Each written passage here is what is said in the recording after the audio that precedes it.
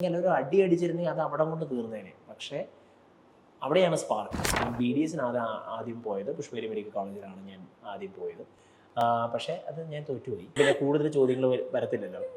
ആൾക്കാർക്ക് വേണ്ടത് അപ്പം പണ്ട് പറഞ്ഞിട്ടുണ്ട്, ആൾക്കാർക്ക് വേണ്ടത് അങ്ങോട്ട് പറഞ്ഞു തരുന്നത് കഴിഞ്ഞാൽ ഡോക്ടറാക്കാൻ വിട്ടവൻ ഇനി ഇപ്പം തുണി കച്ചവടക്കാരൻ്റെ ഈ പെണ്ണുങ്ങളെ തുണി കച്ചവടം തുടങ്ങിയെന്നുള്ള ഇനി ആ ഒരു പേരും കൂടെ കേൾക്കാനുണ്ട് എൻ്റെ. പക്ഷേ അപ്പോഴും അപ്പനറിയാം ഈ പൈസ പോകത്തേ ഉള്ളൂ. കാരണം അന്ന് വരെ എനിക്കൊരു സക്സസ് സ്റ്റോറി ഇല്ല, പറയാനായിട്ട് ഒരു സക്സസ്സും ഉണ്ടായിട്ടില്ല. എന്തായിരുന്നു പ്ലാൻ? എന്തായിരുന്നു? നമ്മൾ സാധാരണ കോട്ടയം നസ്രാണികളാണല്ലോ, നമുക്ക് സ്വാഭാവികമായിട്ടും ഡിഗ്രി കഴിഞ്ഞ ഉടനെ PG എവിടെയെങ്കിലും UK-ലോ കാനഡയിലോ ഓസ്ട്രേലിയയിലോ ചെയ്യുക, പിന്നെ ഒരു നേഴ്സ് പെണ്ണിനെയൊക്കെ കിട്ടുക, സന്തോഷമായിട്ട് ഹാപ്പി ആവും. അവിടെയും എനിക്കിട്ട് അടിയായിരുന്നു വെച്ചിരുന്നത്. എന്നോട് ഒരു പ്രാവശ്യം പറഞ്ഞിട്ടുണ്ട്, എൻ്റെ മോനെ എടാ നീ എന്നോ ചെയ്താലും നീ ശരിയാവുന്നില്ലല്ലോ മോനെ, നീ എന്ത് ചെയ്താലും ശരിയാവുന്നില്ലല്ലോ. നാട്ടിലൊക്കെ ഭയങ്കര സംസാര വിഷയമായി. BBAക്ക് എന്തൊക്കെ കഥകളായി ഇറങ്ങിയിരിക്കുന്നതെന്ന് ചോദിച്ചിട്ടുണ്ട്. പിന്നെ എനിക്കറിയായിരുന്നു എന്തെങ്കിലും ഒരു പദ്ധതി ദൈവത്തിന് കാണും എന്ന്. കാര്യം ഗോഡൗൺ സ്പേസ് ആണെങ്കിലും എൻ്റെ ഒരു ഐഡിയ എന്ന് പറയുന്നത് മുംബൈയിലൊക്കെ ഉള്ള പോലത്തെ സബ്യാസാച്ചിയുടെ പോലത്തെ ചെറുതാണെങ്കിലും അങ്ങനത്തെ ഒരു ആംബിയൻസ്. ചങ്ങനാശ്ശേരി മാർക്കറ്റിനുള്ളിൽ കൊണ്ടുവരാൻ ശ്രമിക്കുന്നത്. അപ്പോഴാണ് ചങ്ങനാശ്ശേരിക്കാരെ അറിയുന്നത് ഇവിടെ വരാൻ പോകുന്ന ഒരു തുണിക്കടയാണ്. അപ്പം ഓരോരോ അച്ചായന്മാരായിട്ട് വരാൻ തുടങ്ങി. എല്ലാ ദിവസവും വന്നിട്ട് ഇവൻ പിന്നെ അപ്പൻ്റെ പൈസ മുടിപ്പിക്കാനായിട്ട് ഇറങ്ങി. ഫേബ്രിക് എടുക്കാനായിട്ട് അത് കഴിഞ്ഞിട്ടാണ് പോയത്. ഇന്റീരിയറൊക്കെ ഏകദേശം ഒതുങ്ങുന്നതനുസരിച്ച് ഞാൻ ഫേബ്രിക് എടുക്കാനായിട്ട് പൊട്ടനായ ഞാൻ കുറെ അപ്പം പറഞ്ഞു മോനെടാ സൂററ്റിലോട്ട് പോകും, സൂററ്റാകുമ്പോൾ പോകുമ്പോൾ ഇതിൻ്റെ വലിയ ഹബ്ബ്. അപ്പം ചെറുക്കം ചെയ്യുന്ന എല്ലാം മണ്ടത്തരമാണല്ലോ, ഇത് എന്നതാ സാധനമെന്ന് ആൾക്കാർ ഡിസ്കസ് ചെയ്യാൻ തുടങ്ങി. അത് തന്നെയായിരുന്നു എനിക്ക് വേണ്ടിയിരുന്നത്.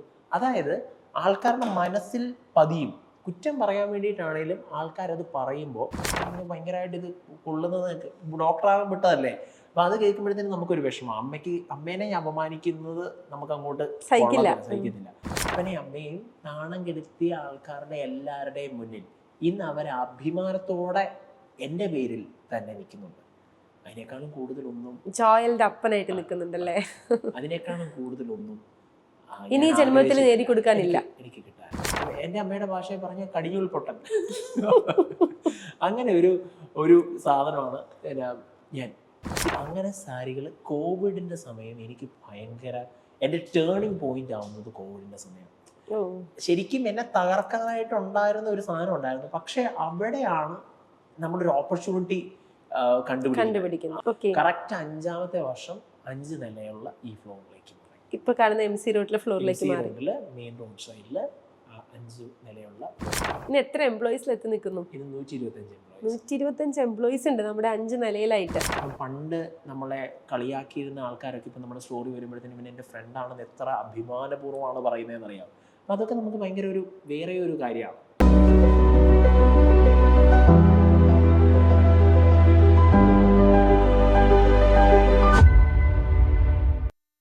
നമസ്കാരം, ഞാൻ അന്ന സൂസൻ. സ്പാർക്കിൻ്റെ സ്പാർക്കുള്ള പുതിയൊരു എപ്പിസോഡിലേക്ക് ഹാർദവമായ സ്വാഗതം. ഇന്ന് എൻ്റെ ഒപ്പം സ്പാർക്കിൻ്റെ ഹോട്ട് സീറ്റിൽ കഥ പറയാനിരിക്കുന്നത് സോഷ്യൽ മീഡിയയിലെ ഒരു താരമാണ്, ജോയൽ ജേക്കബ്. ജോയലിൻ്റെ പേര് പറഞ്ഞാൽ എല്ലാവരും അറിയില്ലെങ്കിലും എംലോഫ്റ്റിൻ്റെ സാരഥി ജോയൽ എന്ന് പറഞ്ഞു കഴിഞ്ഞാൽ എല്ലാവരും തന്നെ അറിയുമായിരിക്കും. വലിയൊരു കഥ പറയാനുണ്ട് ജോയലിന്. എംലോഫ്റ്റ് വളർത്തിയതിൻ്റെ, എംലോഫ്റ്റ് തുടങ്ങിയതിൻ്റെ, അതിൻ്റെ ഒരു യാത്രയുടെ ഒരു വലിയൊരു സ്റ്റോറി പറയാനുണ്ട്. സോ ജോയൽ, സ്വാഗതം സ്പാർക്കിൻ്റെ hot seat. Thank you. Joel എവിടെയാണ്? ചങ്ങനാശ്ശേരിയാണോ നാടൊക്കെ? ചങ്ങനാശ്ശേരിയാണ്. അപ്പൻ കാവാലങ്കാരനാണ്, കുട്ടനാട്ടുകാരനാണ് ഞങ്ങൾ. ബേസിക്കലി അമ്മ കുറുപ്പന്തറക്കാരിയാണ്. പക്ഷെ ഞങ്ങൾ സെറ്റിൽ ആയിരിക്കുന്നത് ചങ്ങനാശ്ശേരിയിലാണ്. എന്നെ പഠിച്ചതൊക്കെ? ഞാൻ കുറേ പഠിച്ചിട്ടുണ്ട്. ഞാൻ BDSന് ആദ്യം പോയത് പുഷ്പഗിരി മെഡിക്കൽ കോളേജിലാണ് ഞാൻ ആദ്യം പോയത്. പക്ഷേ അത് ഞാൻ തോറ്റുപോയി. പിന്നെ കൂടുതൽ ചോദ്യങ്ങൾ വരത്തില്ലല്ലോ. ആൾക്കാർക്ക് വേണ്ടത് അപ്പം പണ്ട് പറഞ്ഞിട്ടുണ്ട്, ആൾക്കാർക്ക് വേണ്ടത് അങ്ങോട്ട് പറഞ്ഞു തരുന്നത് കഴിഞ്ഞാൽ അയ്യോ എനിക്ക് വേറെ എനിക്ക് ഇൻട്രസ്റ്റ് ഇല്ലായിരുന്നു അങ്ങനെ ഇങ്ങനെ എന്നൊക്കെ വലിയ പറച്ചിലൊന്നും പറഞ്ഞിട്ട് കാര്യമൊന്നുമില്ല. അവർക്ക് വേണ്ടത് തന്നെ ഇത് തോറ്റുപോയി എന്നുള്ളൊരു ആൻസർ. അതങ്ങോട്ട് പറഞ്ഞു കഴിഞ്ഞാൽ പിന്നെ ചോദ്യങ്ങളൊന്നും വരില്ല. അത് സത്യമായിട്ടുള്ള കാര്യം. 2 വർഷം കഴിഞ്ഞപ്പോൾ മനസ്സിലായി എന്നെ കൊണ്ട് കുട്ടിയെ കൂടത്തില്ലെന്ന്. അത് കഴിഞ്ഞിട്ട് ഞാൻ പിന്നെ BBAക്ക് ക്രിസ്തു ജയന്തി ബാംഗ്ലൂരിലാണ് പഠിക്കാൻ പോയത്. അത് BBA അത്യാവശ്യം നല്ല രീതിയിൽ പാസ്സായി. അത് കഴിഞ്ഞ് പിന്നെ ഇതിലേക്ക് ഇറങ്ങി. ശരിക്കും എന്നോട് പലപ്പോഴും നമ്മൾ ഡിസ്കഷനിൽ പറഞ്ഞിട്ട് അപ്പനാണ് ഹീറോ എന്ന് പറഞ്ഞിട്ടുണ്ട്. എന്താ അപ്പൻ ഹീറോ ആവാൻ കാരണം? ഈ BDS അപ്പൻ 30 വർഷം സൗദിയിൽ ആയിരുന്നു വർക്ക് ചെയ്തിരുന്നത്. അപ്പം ഈ അപ്പൻ്റെ ഹാർഡ് ഏൺഡ് ആയിട്ടുള്ള മണിയാണ് എന്നുവെച്ചാൽ മുഴുവൻ എന്നിലേക്കാണ് ഇൻവെസ്റ്റ് ചെയ്തത്. ഇത്രയും പൈസ NRIC ആയിരുന്നു ഞാൻ. അപ്പം ഇത്രയും പൈസ ഇൻവെസ്റ്റ് ചെയ്താണ് എന്നെ പഠിപ്പിക്കാൻ വിട്ടത്. ഞാനൊരു അപ്പനായിരുന്നുണ്ടെങ്കിൽ ഞാൻ ഇത് തോറ്റുപോയി കഴിഞ്ഞ് കഴിഞ്ഞാൽ ഞാൻ നല്ല വഴക്ക് പറഞ്ഞത്. ഞാൻ വേറെ ആരാണെങ്കിലും അങ്ങനെ ചെയ്തു. പക്ഷേ അപ്പൻ ആ സമയത്ത് എന്നോട് വഴക്ക് പറഞ്ഞിരുന്നെങ്കിൽ ഒരു അടി അടിച്ചിരുന്നെങ്കിൽ അത് അവിടെ കൊണ്ട് തീർന്നേനെ. പക്ഷേ അവിടെയാണ് സ്പാർക്ക്. അപ്പം പറഞ്ഞത് എന്താണെന്ന് വെച്ചാൽ ഇത് ഞാൻ കഷ്ടപ്പെട്ടുണ്ടാക്കിയ പൈസയാണ്, ഞാൻ ഉണ്ടാക്കിയ പൈസ. അതായത് എൻ്റെ മോന് വേണ്ടിയിട്ട് ഞാൻ ഉണ്ടാക്കിയ, ആർക്കും ഇതിനകത്ത് ഒരു അവകാശമില്ല. ആര് വേണേൽ എന്നെ എവിടെയും പറയട്ടാ, ഞാനല്ല നിൻ്റെ കൂടെയുള്ളത്, നിനക്ക് ഇഷ്ടമുള്ളത് നീ ചെയ്യണം. അപ്പോൾ അതിന് എന്നാ തിരിച്ചു കൊടുത്താൽ മതിയാവും. ആ ഒരു ഫീലിൽ നിന്നാണ് ശരിക്കും ഇങ്ങനെ ഒരു പരിപാടി. ഞാൻ BBAക്ക് പഠിക്കുന്ന ഇങ്ങനെ ഒരു പരിപാടിയല്ല, ഞാൻ എന്തെങ്കിലും ചെയ്യണം, എന്തെങ്കിലും ചെയ്ത് പോക്കറ്റ് മണിക്കുള്ള പൈസയെങ്കിലും ഉണ്ടാക്കണം, അത്രയും മാത്രം ഞാൻ ആഗ്രഹിച്ചിട്ടുണ്ടായിരുന്നു.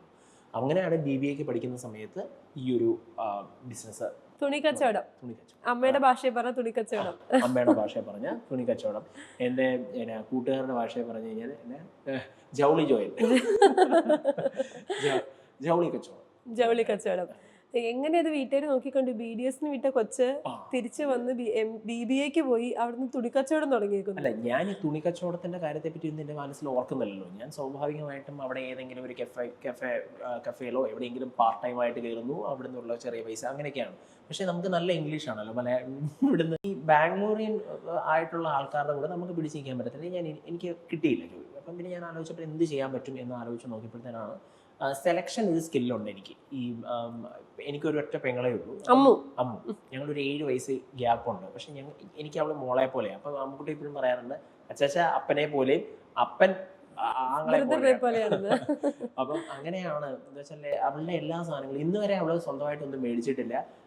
എല്ലാം ഞാൻ തന്നെയാണ് സെലക്ട് ചെയ്യാറ്. അപ്പോൾ അതെല്ലാം അത്യാവശ്യം നല്ല, പള്ളിയിലൊക്കെ പോകുമ്പോഴത്തേന് ആൾക്കാർ നോക്കാം, കൊള്ളാം, നന്നായിട്ടുണ്ട്, ജോയിൻ ചെയ്ത് ഇവിടുന്ന് മേടിച്ചിരിക്കുന്നത് എന്നൊക്കെ ചോദിക്കാറുണ്ട്. അപ്പം അതുപോലെ അവളുടെ കണ്ടിട്ട് കസിൻസും എൻ്റെ ഫ്രണ്ട്സും ഒക്കെ എന്നെ കൊണ്ട് സെലക്ട് ചെയ്യാനായിട്ട് ഡ്രസ്സ് സെലക്ട് ചെയ്യാൻ കൊണ്ടുപോകും. അങ്ങനെയാണ് ഞാൻ ആലോചിച്ചപ്പോഴത്തേന് വൈ നോട്ട് ആ ഒരു കാര്യം. അപ്പം അങ്ങനെ ഞാൻ ആദ്യമേ ആലോചിച്ചപ്പോഴത്തേന് ആണുങ്ങളുടെ ഷർട്ടിൻ്റെ പരിപാടി തുടങ്ങാം എന്ന് വിചാരിച്ചു. അപ്പം അങ്ങനെ ഞാൻ ചിപ്പേട്ടി പോയപ്പോഴത്തേന് ഒരു 6 ഷർട്ട് ഒരേ കളറിലുള്ളത് വേണം. അപ്പം അങ്ങനെ നോക്കിയപ്പോഴത്തേന് ഇത് ആർക്ക് വിൽക്കാനായിട്ട്, അത് പല സൈസിലുള്ള, സ്മോൾ മുതൽ എക്സൽ വരെ ഒരേ ഷർട്ട് അത് നമുക്ക് പറ്റത്തില്ല എന്ന് മനസ്സിലായപ്പോഴും പിന്നെ ഞാൻ അടുത്ത് വൈ നോട്ട് ഈ ഒരു ലേഡീസിന്റെ ചെയ്യാൻ തീരുമാനിച്ചു. അത് ഞാൻ ആദ്യം അമ്മയോട് പറഞ്ഞപ്പോഴത്തേനും അമ്മേനോട് ചെറുക്കനെ കൊണ്ട് ഒരു വിധത്തിനും പറ്റത്തില്ലല്ലോ, ഇവന് ഡോക്ടറാക്കാൻ വിട്ടവന് ഇനി ഇപ്പം തുണിക്കച്ചവടക്കാരൻ്റെ ഈ പെണ്ണുങ്ങളെ തുണിക്കച്ചവടം തുടങ്ങിയെന്നുള്ള ഇനി ആ ഒരു പേരും കൂടെ കേൾക്കാനാണ്. എൻ്റെ പൊന്നു പോലെ നീ ഇരുന്ന് പഠിക്കുന്നതാണ് അക്ഷരം എന്നാണ് അമ്മ പറഞ്ഞത്. പക്ഷെ അപ്പോഴും അപ്പനാണ് പിന്നെ ഞങ്ങൾ ഭയങ്കര കൂട്ടാണ്, ഫാമിലി ഭയങ്കര കൂട്ടാണ്. അപ്പം ഞാൻ അപ്പനോട് വിളിച്ചപ്പോഴത്തേനും അപ്പനോട് പറഞ്ഞപ്പോൾ എനിക്കിങ്ങനെ ഒരു ചെറിയ ഒരു ഐഡിയ ഉണ്ട്, ചെയ്താലോ. പക്ഷെ അപ്പോഴും അപ്പനറിയാം ഈ പൈസ പോകത്തേ ഉള്ളൂ. കാരണം അന്ന് വരെ എനിക്കൊരു സക്സസ് സ്റ്റോറി ഇല്ല, പറയാനായിട്ട് ഒരു സക്സസ്സും ഉണ്ടായിട്ടില്ല. എല്ലാ കാലത്തും ഇങ്ങനെ തന്നെയുള്ള ഒരാളായിരുന്നു ഞാൻ. അപ്പം ഞാൻ അപ്പനോട് പറഞ്ഞപ്പോഴത്തേനും അപ്പം പറഞ്ഞു, എടാ ഒരു കാര്യം ചെയ്യും, ഞാൻ ഇന്നത് 30,000 രൂപ തരാം, പക്ഷെ പലിശയോട് കൂട്ടി എനിക്ക് തിരിച്ചു തരണം. അത് ചുമ്മാ പറഞ്ഞായിരിക്കത്തുള്ളൂ, ഒരിക്കലും തിരിച്ചു കൊടുക്കത്തില്ലെന്ന് അപ്പൻ അറിയായിരിക്കും. പക്ഷെ എന്നാലും അപ്പൻ അങ്ങനെ പറഞ്ഞു. പക്ഷെ അതെനിക്ക് തിരിച്ചു കൊടുക്കണം എന്നുണ്ടായിരുന്നു. അങ്ങനെ ഞാൻ ചിപ്പോട്ടി പോയി ആദ്യം കുറേ ഇതൊക്കെ മേടിച്ച് അങ്ങനെയാണ് ഇതിൽ സ്റ്റാർട്ട് ചെയ്തത്. ആദ്യം സൽവാറാണോ വാങ്ങിച്ചത്? ആദ്യം സൽവാറായിട്ടാണ് സ്റ്റാർട്ട് ചെയ്തത്. പിന്നെ സൃഷ്ടി എന്നൊരു പേരൊക്കെ ഇട്ട് ഒരു ചെറിയ ലോഗോ കൊടുത്ത്, അന്നും ഈ പറഞ്ഞ പോലെ കാര്യം ചുമ്മാ ഇങ്ങനെ ഇതൊക്കെ ആണെങ്കിലും അന്നും ഇങ്ങനെ ബ്രാൻഡ് പേരൊക്കെ വിട്ടാണ്. പക്ഷെ ഞാൻ ഒരിക്കലും വിചാരിച്ചില്ല ഞാൻ ഇതിലേക്കായിരിക്കും ഇറങ്ങുകയെന്ന് വിചാരിച്ചില്ല. അങ്ങനെയാണ് ഞാൻ ആദ്യം സ്റ്റാർട്ട് ചെയ്യുന്നത്. അതുപോലെ ടീച്ചേഴ്സ് ആയിരുന്നു എൻ്റെ ഫസ്റ്റ് കസ്റ്റമേഴ്സ് എന്ന് പറയുന്നത്. അപ്പം ഞാനൊരു കാര്യം ചെയ്തു, അതായത് ടീച്ചേഴ്സിനെ എനിക്ക് വിശ്വസിക്കാമല്ലോ, ഇങ്ങോട്ട് ഓടി പോകത്തില്ലല്ലോ. വരുന്ന ഒരു പാർട്ടായിട്ട് പേ ചെയ്താൽ മതി, 3 മാസം കൊണ്ട് മതി. അങ്ങനെ പിന്നെ കോളേജ് ഭയങ്കര സപ്പോർട്ടീവ് ആയിരുന്നു. കോളേജ് ഞാൻ BBA ആണല്ലോ പഠിക്കുന്നത്. അപ്പോൾ അതുകൊണ്ട് തന്നെ ഓൺടർപ്രണർഷിപ്പ് ഡെവലപ്മെൻറ്റ് ഒരു സെല്ലുണ്ടായിരുന്നു അവിടെ. അവർ നമുക്ക് ഭയങ്കര സപ്പോർട്ടീവ് ആയിരുന്നു, ഈ എക്സിബിഷൻസ് കണ്ടക്ട് ചെയ്യാനും അങ്ങനെ എങ്ങനെയൊക്കെ ഭയങ്കര സപ്പോർട്ടീവ് ആയിരുന്നു. അപ്പോൾ ടീച്ചേഴ്സ് ആയിരുന്നു എൻ്റെ ഫസ്റ്റ് കസ്റ്റമേഴ്സ് എന്ന് പറയുന്നത്. അപ്പന് 30,000 തിരിച്ചു കൊടുത്തോ? പിന്നെ അപ്പന് 30,000 കണ്ണ് നിറഞ്ഞു. അപ്പന്റെ കണ്ണ് നിറഞ്ഞൊന്നും കാണത്തില്ല. കാരണം എന്ന് വെച്ചാൽ അങ്ങനെയല്ല, ഞാൻ എന്ന് വെച്ചാൽ പോക്കറ്റ് മണിക്കുള്ളത് ഞാൻ ഉണ്ടാക്കുമായിരുന്നു. ഞാൻ അത്യാവശ്യം നന്നായിട്ട് തന്നെ ഇങ്ങനെ പല സ്ഥലത്ത് പള്ളികളിലൊക്കെ എക്സിബിഷൻസ് കണ്ടക്ട് ചെയ്യുമായിരുന്നു. അങ്ങനെ അതുപോലെ നമുക്ക് ഇവിടെ നമ്മുടെ നാട്ടിലുള്ള കുറച്ച് ടെക്സ്റ്റൈൽ ഷോറൂംസിലും ചെറുതായിട്ട് ഞാൻ കൊടുക്കുകയൊക്കെ ചെയ്യുമായിരുന്നു. അങ്ങനെ അത് പക്ഷെ എന്നാലും ഞാൻ ഒരിക്കലും ഈ ഒരു ഫീൽഡിലേക്കാണ് ഇറങ്ങാൻ പോകുന്നതെന്നുള്ളത് എനിക്ക് സ്വപ്നത്തെ പോലും പ്രതീക്ഷിച്ചിട്ടില്ല, ഒരിക്കലും ഓർത്തിട്ടില്ല. എന്തായിരുന്നു പ്ലാൻ? എന്തായിരുന്നു നമ്മൾ സാധാരണ കോട്ടയം നസ്രാണികളാണല്ലോ. നമുക്ക് സ്വാഭാവികമായിട്ടും ഡിഗ്രി കഴിഞ്ഞ ഉടനെ PG എവിടെയെങ്കിലും UK-ലോ കാനഡയിലോ ഓസ്ട്രേലിയയിലോ ചെയ്യുക, പിന്നെ ഒരു നേഴ്സ് പെണ്ണിനെയൊക്കെ കിട്ടുക, സന്തോഷമായിട്ട് ഹാപ്പി അത്രേ ആഗ്രഹിക്കാൻ പറ്റത്തുള്ളൂ നമുക്ക്. സ്വാഭാവികമായിട്ടും നമ്മൾ സാധാരണ മനുഷ്യ സാധാരണക്കാരാ. അതാണ് ഏറ്റവും നമുക്ക് കാണാൻ പറ്റുന്നതിൻ്റെ അറ്റത്തെ സ്വപ്നം അത്രയും ഉണ്ടാവത്തുള്ളൂ. അതിനേക്കാളും കൂടുതൽ ഒരിക്കലും ഇല്ല. അപ്പം അങ്ങനെ തന്നെയാണ് ഞാനും വിചാരിച്ചത്. അപ്പം എന്നോട് പറഞ്ഞായിരുന്നു ഈ BBA കഴിയുമ്പോഴത്തേനും നമുക്ക് പുറത്ത് എവിടെയെങ്കിലും വിട്ട് പഠിപ്പിക്കാം എന്നൊക്കെ പറഞ്ഞ് അങ്ങനെയൊക്കെ ആഗ്രഹിച്ചിരുന്ന സമയത്താണ് നല്ല മാർക്കോടുകൂടിയാണ് ഞാൻ പാസ്സായത്. കാരണം ഒന്ന് തോറ്റല്ല, അപ്പൊ ഇതെങ്കിലും വിജയിച്ച് കാണിക്കണമല്ലോ. ഇതും കൂടെ ജയിച്ചില്ലെങ്കിലോ എന്ന് വിചാരിച്ചു. കാരണം നമ്മൾ ഈ തോറ്റ് കഴിയുമ്പോൾ പിള്ളേരെ അച്ഛനെ തലയ്ക്ക് പിടിപ്പിക്കാൻ കൊണ്ടുപോകത്തില്ലേ.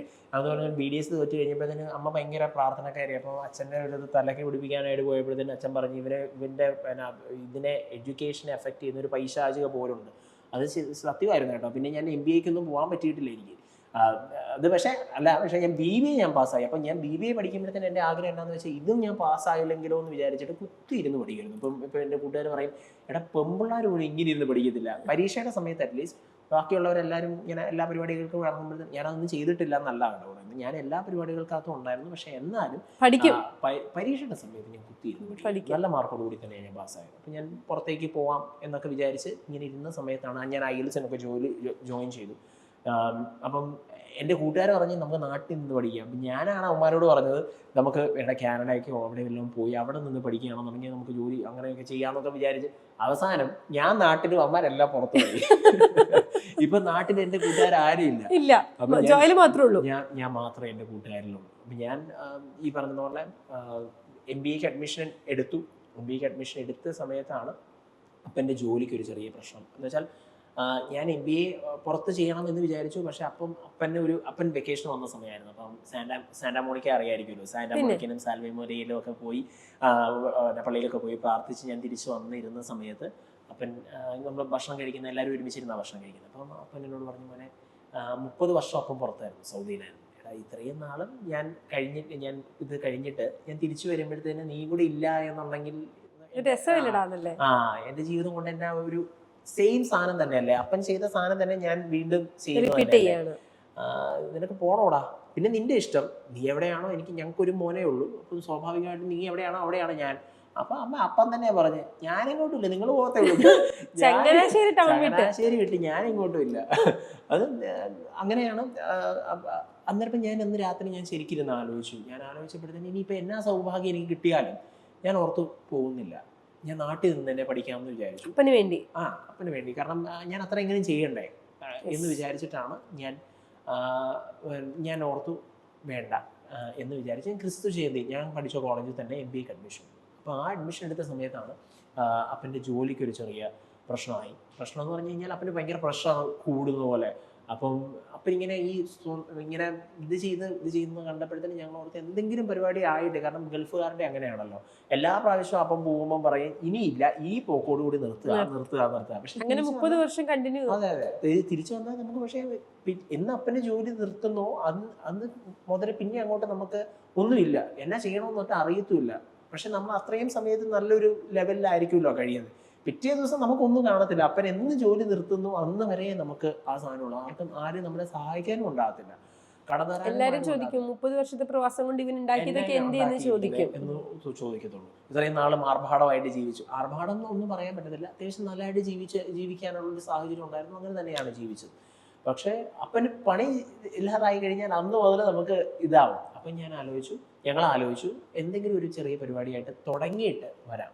അപ്പം ഞങ്ങൾ സ്വാഭാവികമായിട്ട് എല്ലാ ആൺപിള്ളേരെയും പോലെ, ബാംഗ്ലൂർ പഠിക്കുന്ന എല്ലാ ആൺപിള്ളേരെ പോലെ എൻ്റെ ആഗ്രഹം എന്ന് പറയുന്നത് നല്ല മ്യൂസിക് ഒക്കെ വെച്ച് രാത്രി മ്യൂസിക് ഒക്കെ ആയിട്ടുള്ള ഒരു അടിപൊളി കഫേ, ചങ്ങനാശ്ശേരി റാസ്ത കഫേ ഒക്കെ കണ്ടിട്ടില്ല, അതുപോലത്തെ ഒരു കഫേ ചങ്ങനാശ്ശേരിയിലാണ് ഇട്ടാലെന്താ. അപ്പം നല്ല ഡിഷസ്, വെറൈറ്റി ഡിഷസ് ഒക്കെ സെർവ് ചെയ്യുന്നത്, അതായിരുന്നു എൻ്റെ ആഗ്രഹം. ഒരു ഹോട്ടൽ ഒരു കഫേ. അപ്പം അത് ആലോചിച്ച് നോക്കിയപ്പോൾ നമുക്ക് കൂട്ടിയെ കിട്ടത്തില്ല എന്ന് മനസ്സിലായി. കാരണം എന്താ വെച്ചാൽ 1 കോടി രൂപ എങ്ങാണ്ട് അന്ന് ഞാൻ ഇത് നോക്കിയപ്പോഴത്തേന് ഏകദേശം ഞാൻ ഉദ്ദേശിക്കുന്ന പോലത്തെ ആണെങ്കിൽ വരും, അത് ചെയ്യാൻ പറ്റത്തില്ല എന്ന് മനസ്സിലായി. പിന്നെ ഞാൻ ആലോചിച്ചപ്പോൾ എനിക്ക് അറിയാവുന്ന ഒറ്റ പരിപാടിയുള്ളൂ, ഈ തുണിക്കച്ചവടം. അപ്പം ഞാൻ ആലോചിച്ചു ഓക്കെ, ഒരു ചെറിയ ചുരിദാർ കടയായിട്ട് നമുക്ക് സ്റ്റാർട്ട് ചെയ്യാം എന്ന് വിചാരിച്ചിട്ടാണ് നമ്മൾ അപ്പം സ്റ്റാർട്ട് ചെയ്യുക. ഞാൻ ബാംഗ്ലൂരിൽ നിന്ന് സാധനമൊക്കെ എടുത്ത് ഇങ്ങോട്ട് അയക്കുന്നു. എൻ്റെ ഒരു കസിനും അമ്മയും കൂടെ ഇവിടെ കാര്യങ്ങൾ മാനേജ് ചെയ്യുന്നു. ഇതിലേക്ക് ഇറങ്ങി കഴിഞ്ഞപ്പോൾ അമ്മ എന്ന് വെച്ചാൽ നമ്മൾ അങ്ങനെ വിചാരിച്ച അപ്പൻ്റെ ഒരു വെക്കേഷൻ വന്നപ്പോഴത്തേനും നമ്മൾ ചങ്ങനാശ്ശേരിയോട് ഒത്ത നടുക്ക് ഒരു സ്ഥലം കണ്ടു. മേളിലുള്ള ഒരു സ്പേസാണ്, നല്ല സ്പേസാണ്, ഫസ്റ്റ് ഫ്ലോറാണ്. പക്ഷേ എന്നാലും ഇത് നല്ല സ്പേസാണ്, നമുക്ക് എടുക്കാം എന്ന് വിചാരിച്ചു. നമ്മൾ ആ സാധനം എടുത്തു. അഡ്വാൻസും കൊടുത്തു കഴിഞ്ഞപ്പോഴത്തേനും അപ്പോൾ അമ്മ പറഞ്ഞു, എടാ നീ കൂടെ ഇല്ല എന്നുണ്ടെങ്കിൽ എന്നെ കൊണ്ട് ഇത് തന്നെ പറ്റത്തില്ല. അപ്പം അങ്ങനെ ഒരു വർഷത്തെ ഒരു ഗ്യാപ്പ് അങ്ങോട്ട് ഞാൻ എടുത്തു. MBAക്ക് അടുത്ത വർഷം പോവാം. ഞാൻ എൻ്റെ അമ്മയുടെ ആംഗ്ല അച്ഛനാണ്, അച്ഛൻ്റെ ഫ്രണ്ടാണ് ഈ പ്രിൻസിപ്പൽ അച്ഛൻ. അച്ഛനെ കണ്ടപ്പോഴത്തേനും അച്ഛൻ പറഞ്ഞു, ഒരു കാര്യം നീ പഠിക്കുന്നത് തന്നെ ബിസിനസ്സാണ് പഠിക്കുന്നത്, അപ്പം അതുകൊണ്ട് നീ ഒരു വർഷം കഴിഞ്ഞിട്ട് വന്നാൽ മതി, നീ പോയിട്ട് തുടങ്ങിയിട്ട് വാ. അതിപ്പോൾ എത്ര വർഷമായി ഞാൻ പഠിച്ചിട്ട്, ഞാൻ ഇപ്പം ഇറങ്ങി എന്നുള്ളത് അതൊന്നും പറയേണ്ട ആവശ്യമില്ല. അപ്പം എന്തായാലും ഞാൻ അങ്ങനെ ഒരു ഗ്യാപ്പ് ഇട്ടിട്ടാണ് ഞാൻ ഇത് ഞാൻ ഇത് സ്റ്റാർട്ട് ചെയ്യാം എന്ന് വിചാരിച്ചിട്ട് നിന്നത്. പക്ഷേ അവിടെയും എനിക്കിട്ട് അടിയായിരുന്നു വെച്ചിരുന്നത്. എനിക്കെടുത്ത സ്പേസിന് മുനിസിപ്പാലിറ്റി നമ്പറില്ലേ, മുനിസിപ്പാലിറ്റിയുടെ നമ്പർ ഇപ്പം കിട്ടും എന്ന് പറഞ്ഞിട്ട് അടുത്ത ആഴ്ച നമ്പർ കിട്ടും എന്ന് ഞാനും അപ്പനും പൊട്ടന്മാരാ, അങ്ങനെ എല്ലാവരും വിശ്വസിക്കും. അപ്പം അങ്ങനെ വിശ്വസിച്ചാണ് നമ്മൾ ഇത്രയും ലക്ഷം രൂപ മുടക്കി എടുത്ത് നമ്മൾ സൈൻ ചെയ്ത് എൻ്റെ അഡ്മിഷനും ക്യാൻസൽ ചെയ്തു. അപ്പം നമ്മൾ ആകെ പെട്ടിരിക്കുക. നമുക്ക് ഒരാഴ്ച കഴിഞ്ഞു, 2 ആഴ്ച കഴിഞ്ഞു, 1 മാസം കഴിഞ്ഞപ്പോൾ എനിക്ക് മനസ്സിലായി ഇത് നടപടി ആവും തോന്നുന്നു. അതെ അമ്മേനോട് ഒരു പ്രാവശ്യം പറഞ്ഞിട്ടുണ്ട്, എൻ്റെ മോനെ എടാ നീ എന്നാ ചെയ്താലും നീ ശരിയാവുന്നില്ലല്ലോ മോനെ, നീ എന്ത് ചെയ്താലും ശരിയാവുന്നില്ലല്ലോ. അപ്പം അപ്പനും ഒരു വിഷമമായി, ദൈവം ഞാൻ കാരണമാണല്ലോ എൻ്റെ മോന് ഇങ്ങനെ ഒരു ഇതുണ്ടായി. അപ്പം എനിക്ക് ചെയ്യാനൊന്നേ ഉണ്ടായിരുന്നുള്ളൂ. ഞാൻ തന്നെ മുനിസിപ്പാലിറ്റിയിൽ രാവിലെ ഇറങ്ങും, ഇങ്ങനെ എന്തെങ്കിലും പക്ഷേ ലേക്ക് ഇറങ്ങും. അത് കഴിഞ്ഞിട്ട് ഒന്നും നടക്കുന്നില്ല. പക്ഷേ എനിക്ക് എന്നാ ചെയ്യാൻ പറ്റും, എനിക്കൊന്നും അറിയത്തുമില്ല, എനിക്കൊന്നും ചെയ്യാനുമില്ല. ഞാനല്ല ആ ബിൽഡിങ്ങിൻ്റെ ഓണറും. പിന്നെ ഞാൻ ഉച്ച കഴിഞ്ഞ് ഞാൻ ഈ പറയുന്ന കടയുടെ ഫ്രണ്ടിൽ മേളിൽ കടയിൽ പോയി കുറേ നേരം ഇരുന്ന് പ്രാർത്ഥിക്കും, മുട്ടുകുത്തി കൈ വിരിച്ച് പിടിച്ച്. അമ്മ അങ്ങനെയാണ് പഠിപ്പിച്ചിരിക്കുന്നത്. ഈ നമ്മൾ ഈ ഇതിനകത്തൊക്കെ അങ്ങനെ 4 കോർണറിലും മുട്ടുകുത്തി പ്രാർത്ഥിക്കുമായിരുന്നു. അപ്പോഴും ഞാൻ പറയാറുണ്ട്, എനിക്ക് നന്മയ്ക്കായിട്ട് നീ എന്താണോ അത് സംഭവിച്ചാൽ മതി, ഇത് നടക്കണമെന്ന് ഞാൻ പറയത്തില്ല. അങ്ങനെ പ്രാർത്ഥനയ്ക്കൊന്നും കുറേ നാളുകളായിട്ടും ഇത് കിട്ടുന്നില്ല എന്ന് പറഞ്ഞപ്പോൾ നാട്ടിലൊക്കെ ഭയങ്കര സംസാര വിഷയമായി. BBAക്ക് എന്തൊക്കെ കഥകളായി ഇറങ്ങിയിരിക്കുന്നതെന്ന് ചോദിച്ചാൽ, നമ്മൾ ഈ പള്ളിയിലൊക്കെ പോകുന്നില്ല, നമ്മൾ ഞായറാഴ്ച പള്ളിയിലൊക്കെ പോകുമ്പോഴത്തേന് ഞാൻ തന്നെ കേട്ടിട്ടുണ്ട്, BBAക്ക് ഇവൻ തോറ്റത് കൊണ്ടാണ് MBAക്ക് അഡ്മിഷൻ കിട്ടാതെ നിൽക്കുന്നത്. അമ്മയുടെ വന്നിട്ട് ചോദിക്കും, ചെറുക്കനെ എന്നാൽ പിന്നെ സൗദിയിലേക്ക് തന്നെ അപ്പനെ എവിടെയെങ്കിലും കണക്ഷൻ ഉണ്ടാക്കി അവിടോട്ട് തന്നെ ചെറുക്കനെ വിട്ടുകൂടെ. ഇതൊക്കെ കേൾക്കുമ്പോൾ നമുക്കങ്ങ് വല്ലാതെ തോന്നും, കാരണം കഷ്ടപ്പെട്ട് പഠിച്ചതാ. ഓക്കെ, ആരെയും വേറൊരാളെ നമ്മുടെ കൺട്രോളിലല്ലല്ലോ. അപ്പം ഞാൻ അപ്പോഴും പ്രാർത്ഥിച്ചു, ദൈവമേ എന്തിന് നീ എന്നെ വീണ്ടും, ഞാൻ എന്നാ തെറ്റ് ചെയ്തിട്ടാണ്. കാരണം ഞാൻ പറഞ്ഞില്ലേ, എൻ്റെ ഫ്രണ്ട്സ് അമ്മമാരെല്ലാവരും പോയി, എല്ലാ പരിപാടികളുമായിട്ട് നടന്ന ഇവന്മാരെല്ലാവരും UKക്കും US-നും കാനഡയ്ക്കും ഒക്കെ ആയിട്ട് പോയി. ഞാൻ മാത്രം വീണ്ടും ഒറ്റപ്പെട്ടെന്ന് മാത്രമല്ല, ഞാൻ അപ്പം കഷ്ടപ്പെട്ടിരുന്ന് പഠിച്ചതാ. ഉമ്മാർ ആ സമയത്ത് ഉഴപ്പിയവന്മാരെല്ലാവരും പുറത്തു പോയി. അപ്പം ഞാൻ ആലോചിച്ചു, ദൈവം എന്തുകൊണ്ട്. പിന്നെ എനിക്കറിയായിരുന്നു എന്തെങ്കിലും ഒരു പദ്ധതി ദൈവത്തിന് കാണും എന്ന്. അങ്ങനെ ഞാൻ ഇത് നടക്കുന്നില്ല എന്ന് കണ്ടപ്പോഴത്തേനും ഒരു ഗോഡൗൺ സ്പേസ്, ആ സ്പേസിൽ നമ്മൾ സ്റ്റിച്ചിങ് സെൻ്റർ ആയിട്ട് ആദ്യം സ്റ്റാർട്ട് ചെയ്യാമെന്ന് ഞാൻ വിചാരിച്ചത്. അങ്ങനെ ഒരു ഗോഡൗൺ സ്പേസ് എൻ്റെ ഒരു ഫ്രണ്ട് എന്നെ കാണിച്ചു തന്നു. അവൻ്റെ ഒരു ഗോഡൗൺ സ്പേസ് ആയിരുന്ന ഒരു സ്പേസായിരുന്നു. അപ്പം അങ്ങനെ ആ സ്പേസ് ഞാൻ ആദ്യമേ അങ്ങോട്ട് എടുത്തു. ചങ്ങനാശ്ശേരി തന്നെ മാർക്കറ്റ് റോഡിൻ്റെ മാർക്കറ്റിനകത്താണ് ഈ ഒരു സ്പേസ് ഉള്ളത്. സ്റ്റിച്ചിങ് സെന്റർ അല്ലേ, അത് മതിയല്ലോ എന്ന് വിചാരിച്ചാണ് നമ്മൾ ആദ്യമേ അത് എടുക്കുന്നത്. അപ്പൊ ഇവിടെ കൊടുത്ത അഡ്വാൻസ് ശരിയാവും എന്നുള്ളൊരു പ്രതീക്ഷ നമുക്കുണ്ടല്ലോ, ഹോപ്പുണ്ട്. പിന്നെ ഞാൻ ആലോചിച്ചപ്പോഴത്തേന് എന്തിനാ ഇവിടെ തന്നെ തുടങ്ങേണ്ട ആവശ്യം എന്താ, ഇവിടെ തന്നെ തുടങ്ങിക്കൂടെ. കാരണം ചങ്ങനാശ്ശേരി ഇച്ചിരി കഷ്ടപ്പാടാണെങ്കിലും നമുക്കൊരു 3 വണ്ടി ആ സൈഡിലൊക്കെ ആയിട്ട് എവിടെയെങ്കിലുമൊക്കെ പാർക്ക് ചെയ്യാം. ചുരിദാറിന്റെ കടയല്ലേ, ചുരിദാറും അല്ല, ഇത് ഫേബ്രിക്. അന്നത്തെ ഒരു സമയത്ത് ഒരു 5 വർഷം മുന്നേ ഞാൻ തുടങ്ങുന്ന സമയത്ത് പല സ്ഥലത്തുനിന്ന് ആൾക്കാർ ഇപ്പം ഫേബ്രിക് എടുക്കാനായിട്ട് എറണാകുളത്തൊക്കെ വന്നായിരുന്നു നമ്മളെ ഒക്കെ സാധനങ്ങൾ എടുത്തുകൊണ്ടിരുന്നത്. ഇപ്പം ഈ സ്റ്റിച്ച് ചെയ്യുന്ന ആ ഒരു കൺസെപ്റ്റിനുണ്ടായിരുന്ന സമയമാണ്. അപ്പം അങ്ങനെയാണ് നമ്മൾ ആ സ്ഥലം എടുക്കുന്നത്. പക്ഷെ ഈ സ്ഥലത്തിനും അപ്പം ഇന്റീരിയർ സ്റ്റാർട്ട് ചെയ്യുമ്പോഴത്തേനും എൻ്റെ ഒരു ഐഡിയ എന്ന് പറഞ്ഞാൽ കാര്യം ഗോഡൗൺ സ്പേസ് ആണെങ്കിലും എൻ്റെ ഒരു ഐഡിയ എന്ന് പറയുന്നത് മുംബൈയിലൊക്കെ ഉള്ള പോലത്തെ സബ്യാസാച്ചിയുടെ പോലത്തെ ചെറുതാണെങ്കിലും അങ്ങനത്തെ ഒരു ആംബിയൻസ്. ചങ്ങനാശ്ശേരി മാർക്കറ്റിനുള്ളിൽ കൊണ്ടുവരാൻ ശ്രമിക്കുന്നത്. ചെറിയ പരിപാടികളൊന്നും ഇല്ല, ചെറിയ കളികളൊന്നും ഇല്ല. അപ്പം ഞാൻ ആലോചിച്ചു ഓക്കെ ഇവിടെ നമുക്ക് അങ്ങനത്തെ മച്ചൊക്കെ ഉള്ള ഒരു ബിൽഡിങ്ങാണ്. അപ്പം മച്ചാണ് എനിക്ക് ഏറ്റവും ഇഷ്ടപ്പെട്ടത്. ചെറിയ മുറികളാണ്, മൂന്ന് മുറികൾ കണക്ട് ചെയ്തെടുത്ത് അങ്ങനെ ഞാൻ തന്നെ ആലോചിച്ചെടുത്ത്. അപ്പം ഈ ഫ്ലോറിന് ഏറ്റവും എക്സ്പെൻസ് കുറയ്ക്കാനായിട്ട് ഞാനും എൻ്റെ ഫ്രണ്ടും കൂടെ ആലോചിച്ചു ഓക്കെ നമുക്കിങ്ങനെ പാലറ്റ് വുഡ് എടുത്തിട്ട് അതിന് പാലറ്റ് വുഡ് ഗ്രൈൻഡ് ചെയ്ത് ഇങ്ങനെ ചെയ്യാം. അങ്ങനെ ഏറ്റവും എക്സ്പെൻസ് കുറച്ച് ഏറ്റവും ക്രിയേറ്റീവ് ആയിട്ട് എന്നാ ചെയ്യാൻ പറ്റും. ഒരു പ്രാവശ്യം ഈ കട്ട് ചെയ്ത പീസസ് അതെല്ലാം കൂടെ എടുത്ത് ഒരു ഫ്രെയിം ആക്കിയപ്പോൾ അത് വേറൊരു ആർട്ട് വർക്കായി. അപ്പൊ അങ്ങനെ ഈ തട്ടിക്കൂട്ട് പരിപാടികളെല്ലാം കൂടെ ചെയ്ത് അങ്ങനെ ഞാൻ ഇത് ഫൈനൽ സ്റ്റേജിലേക്ക് ആയിക്കൊണ്ടിരിക്കുക. ഈ സ്പേസിന്റെ ഫൈനൽ സ്റ്റേജിലേക്ക് ആയിക്കൊണ്ടിരിക്കുക. അപ്പോഴാണ് ചങ്ങനാശ്ശേരിക്കാരെ അറിയുന്നത് ഇവിടെ വരാൻ പോകുന്ന ഒരു തുണിക്കടയാണ്. അപ്പം ഓരോരോ അച്ചായന്മാരായിട്ട് വരാൻ തുടങ്ങി. എല്ലാ ദിവസവും വന്നിട്ട് ഇവൻ പിന്നെ അപ്പൻ്റെ പൈസ മുടിപ്പിക്കാനായിട്ട് ഇറങ്ങിയിരിക്കുകയാണ്. അതേ കാര്യം എന്നാന്ന് വെച്ചാൽ ഈ ഞാൻ എടുത്തിരിക്കുന്ന സ്പേസിന് ഒരു പ്രത്യേകതയുണ്ട്. അതൊരു ചങ്ങനാശ്ശേരിക്കാരുടെ ഭാഷയിൽ പറഞ്ഞു കഴിഞ്ഞാൽ ഒരു നശിച്ച സ്ഥലമാണ്, ഒരു ശാപം കിട്ടിയ സ്ഥലമാണ്. അതെന്നാന്ന് വെച്ചാൽ അവിടെ പണ്ടൊരു ഹോസ്പിറ്റൽ പ്രവർത്തിച്ചിരുന്നു. അവിടെ കൂടുതലും അബോർഷൻ കേസസ് ഒക്കെ ആയിരുന്നു കൂടുതലും ഉണ്ടായിരുന്നത്. അപ്പം അങ്ങനെ അവർ നശിച്ചു പോയ ഒരു സ്ഥലമാണ്. പ്രത്യേകിച്ച് ഞാൻ എടുത്ത ആ മുറികളിലൊക്കെ ആയിരുന്നെന്നാണ് പറയപ്പെടുന്നത്. അപ്പം അങ്ങനെ വരുമ്പോഴത്തേനും ഞാൻ ആകെ ഇരുന്നു പോയി. അപ്പം ഞാൻ ആലോചിച്ചു ഇത് എന്നോട് എല്ലാവരും അന്നിപ്പം ചങ്ങനാശ്ശേരിയെ പറ്റി അറിയാവുന്ന എല്ലാ ആൾക്കാരും പറഞ്ഞു ഇതും ശരിയാകത്തില്ല. ഓൾറെഡി എനിക്ക് ഇങ്ങനെ ഒരു ബാക്ക്ഗ്രൗണ്ടും ഉണ്ട്, ഇതും കൂടെ ആകുമ്പോഴത്തേന് പൂർത്തിയാവുമല്ലോ. അപ്പോഴും ഞാൻ പ്രാർത്ഥിച്ചപ്പോഴത്തേക്കും ദൈവം ഞാൻ നിന്നോട് ചോദിച്ചിട്ടല്ലേ എടുത്തത്.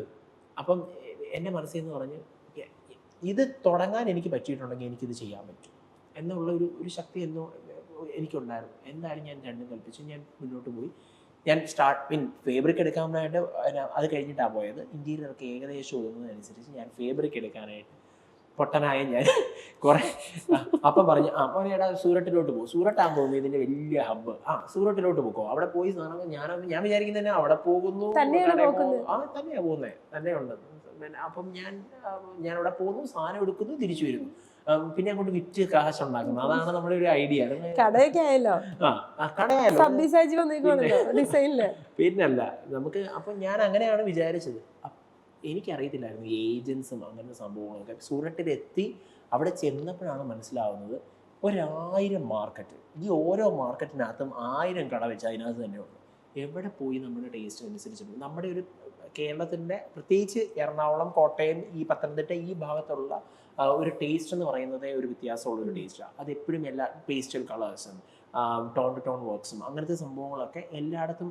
സൗത്ത് ഇന്ത്യൻസ് എന്ന് പറയുമ്പോഴേ നമ്മളെ കാണുമ്പോഴേ ആൾക്കാർ സൗത്ത് ഇന്ത്യ ആണെന്ന് മനസ്സിലാക്കും. സൗത്ത് ഇന്ത്യൻ ആണെങ്കിൽ ഈ തമിഴ് ടേസ്റ്റിലുള്ള സാധനങ്ങളായിരിക്കും നമ്മളെ കാണിക്കുക. അപ്പം ഞാൻ പറയുന്നത് എല്ലാം എൻ്റെ ടേസ്റ്റ്. അപ്പം ഞാനിത് പറഞ്ഞ് മനസ്സിലാക്കാനും ബുദ്ധിമുട്ടാണ്. ഓരോരോ കടാന്തരം ഞാൻ കയറാൻ തുടങ്ങി. അവിടുന്ന് എല്ലാം കുറേശ്ശെ സാധാരണ അങ്ങനെ കിട്ടത്തില്ല. പക്ഷെ ചെയ്തത് മുഴുവൻ മണ്ടത്തരങ്ങളാണ്.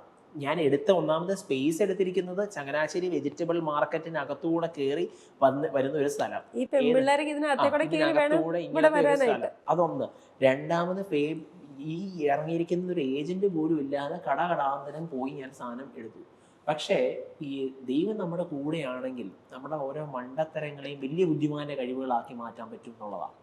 കാരണം ഈ ഏജൻസിന്റെ കൂടെ പോയി കഴിഞ്ഞാൽ എന്നാ പ്രശ്നം, എന്താണ് കാര്യം എന്ന് പറഞ്ഞു കഴിഞ്ഞാൽ എല്ലാ മലയാളികൾക്കെല്ലാം ഏകദേശം 1-2 ഏജൻസ് ആയിരിക്കുമല്ലോ. ഈ ഒരേ കടകളിൽ കൂടെ തന്നെ ആയിരിക്കും ആൾക്കാർ വരിക. എല്ലാം ഒരേ സാധനങ്ങളൊക്കെ തന്നെയായിരിക്കും. ചെറിയ വ്യത്യാസങ്ങളുണ്ടെങ്കിലും എല്ലാം ഏതാണ്ട് ഒരേപോലത്തെ സാധനങ്ങളായിരിക്കും വരിക.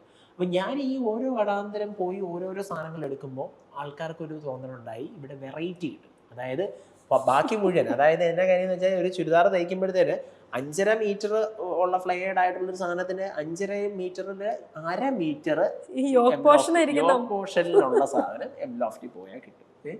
അപ്പം പേരൊക്കെ ഇട്ടു, എംലോഫ്റ്റ് എന്ന് പേരിട്ടു. എംലോഫ്റ്റ് എന്ന് പറഞ്ഞു കഴിഞ്ഞാൽ അത് ജേക്കബിന്റെ സ്വർഗരാജ്യം ഇറങ്ങിയ സമയമാണ്. എന്ന് വെച്ചാൽ ആ സമയം ജേക്കബിന്റെ സ്വർഗരാജ്യത്തിനകത്തെ പോലെ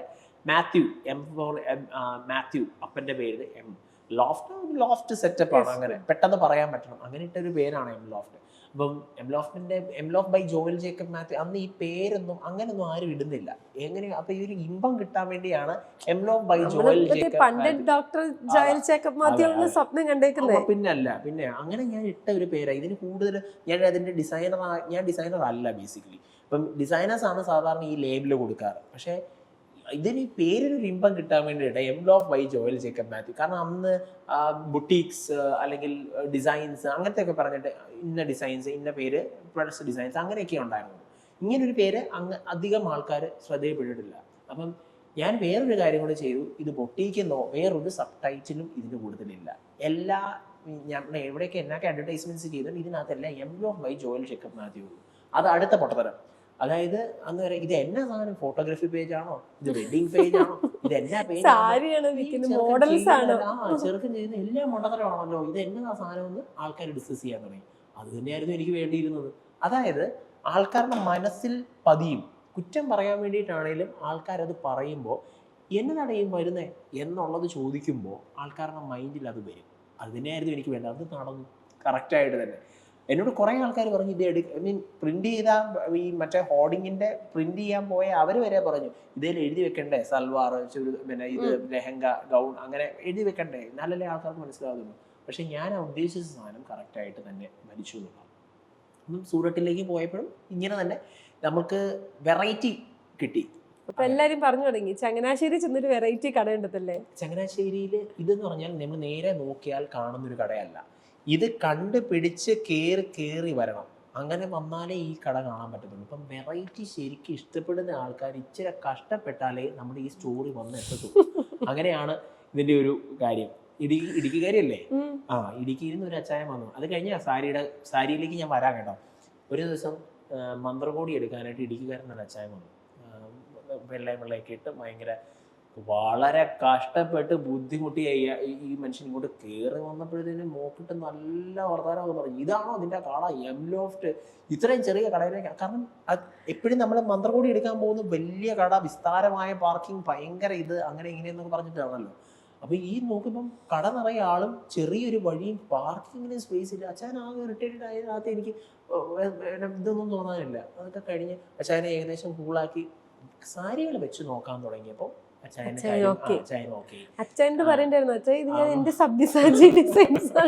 സാരികൾ ഓരോന്നായിട്ട് മാറ്റി മാറ്റി വെച്ച് ആ പെങ്കൊച്ചിന് ഇഷ്ടപ്പെട്ട സാരി ഉടുത്ത് നോക്കി കഴിഞ്ഞപ്പോഴത്തേന് അച്ചായൻ പറഞ്ഞു സ്വർഗത്തിലേക്കുള്ള വാതിലിടുങ്ങിയതും അതുപോലെ വരെ കേട്ടിട്ടുണ്ട് ഞാൻ. ചില ആൾക്കാർ പറഞ്ഞു ഇത് തയ്യക്കട. അപ്പൊ അമ്മ ഇത് കേൾക്കുന്നുണ്ട്. എനിക്ക് ഈ ഇതൊന്നും എനിക്ക് പ്രശ്നമുള്ള കാര്യമില്ല. അപ്പം ഇത് തയ്യക്കടയാണോ, ഇത് എന്നാ കടയാ, ആൾക്കാർക്ക് മനസ്സിലാവുന്നില്ല. അപ്പം ചില ആൾക്കാർ പറഞ്ഞു ഈ ഈ കൊച്ചിനൊരു തയ്യക്കടയുണ്ട് കേട്ടോ. അപ്പൊ ഇതൊക്കെ കേൾക്കുമ്പോൾ കേട്ടോ എന്ന് പറയുമ്പോഴത്തേനും നമുക്ക് ഇങ്ങനെ ഭയങ്കരമായിട്ട് ഇത് കൊള്ളുന്നത് ഡോക്ടറാകാൻ വിട്ടതല്ലേ. അപ്പൊ അത് കേൾക്കുമ്പോഴത്തേനും നമുക്കൊരു വിഷമം. അമ്മേനെ അപമാനിക്കുന്നത് നമുക്ക് അങ്ങോട്ട് സഹിക്കുന്നില്ല. ജോയൽ ഇപ്പോൾ ഭയങ്കര രസമായിട്ടാണ് ജോയലിൻ്റെ വീഡിയോസിൽ സംസാരിക്കുന്നത്, അല്ലെങ്കിൽ നമ്മൾ ഒരുമിച്ചിരിക്കുമ്പോൾ സംസാരിക്കുന്നത്. ജോയലിൻ്റെ ഉള്ളിലൊരു ഫയറുണ്ട്, നമുക്ക് എപ്പോഴും ഫീൽ ചെയ്തിട്ടുണ്ട് ഒരു ഫയർ. ജോയലിൻ്റെ കസ്റ്റമേഴ്സ് പറഞ്ഞിട്ടുണ്ടാവുമല്ലോ ജോയലിന് ഒരു ഫയർ ഉണ്ടെന്ന്. എന്തായിരുന്നു ജോയലിനെ മുന്നോട്ട് നയിച്ച ആ ഒരു ഫയർ? സ്വാഭാവികമായിട്ടും എനിക്ക് എൻ്റെ അപ്പനെ തിരിച്ചു കൊണ്ടുവരണമായിരുന്നു. എനിക്ക് എൻ്റെ വീട് നോക്കണമായിരുന്നു. കാരണം എന്നിലേക്കാണ് ഫുള്ള് ഇൻവെസ്റ്റ് ചെയ്തുകൊണ്ടിരുന്നത്. കാരണം ഇവൻ ജയിക്കുമോ ഇല്ലയോ എന്ന് അറിയത്തില്ല. എൻ്റെ താഴെ എനിക്കൊരു പെങ്ങളുണ്ട്. അവളുടെ ഇതും കൂടെ കാരണം ഞാനാണല്ലോ ഇത് കഴിഞ്ഞിട്ട് ചെയ്യേണ്ടത്. പക്ഷേ എനിക്കത് ചെയ്യാനായിട്ട് ഞാൻ ചിലപ്പോൾ ഞാൻ ആലോചിച്ചിട്ടുണ്ടെങ്കിൽ എപ്പോഴും അടി കിട്ടുമ്പോഴത്തേന് ഞാൻ ശരിക്കും രാത്രിയിലൊക്കെ ഇരുന്ന് പ്രാർത്ഥിച്ചിട്ടുണ്ട്, ദൈവമേ എന്തെങ്കിലും ഒരു മാരാരോഗം എനിക്ക് എന്തെങ്കിലും സംഭവിച്ചിരുന്നെങ്കിൽ. കാരണം എനിക്കും അവൾക്ക് കിട്ടേണ്ടതും കൂടിയാണ് എന്നിലേക്ക് കിട്ടിക്കൊണ്ടിരിക്കുന്നത്. പക്ഷെ ഒന്നും ശരിയാവുന്നുമില്ലല്ലോ. അങ്ങനെ വിചാരിച്ചിട്ടുള്ള ഒരവസ്ഥ ഉണ്ടായിരുന്നു. അപ്പം അത് മാറുമ്പോൾ എനിക്ക് എൻ്റെ വീട്ടുകാരെ നന്നായിട്ട് നോക്കണം. അതിനകത്ത് വേറൊരു കഥയും കൂടെ ഉണ്ട്. അതായത് നമുക്കപ്പടി കഥകളാണ്. അതെ, കഥകളുടെ ഒരു കൂമ്പാരമാണ്. ഞാൻ BDS പഠിക്കുമ്പോഴത്തേനും സ്വാഭാവികമായിട്ട് എനിക്ക് ഒരു അഫയർ ഉണ്ടായിരുന്നു. പക്ഷേ ഒരെണ്ണം ഉണ്ടായിരുന്നു. ഭയങ്കര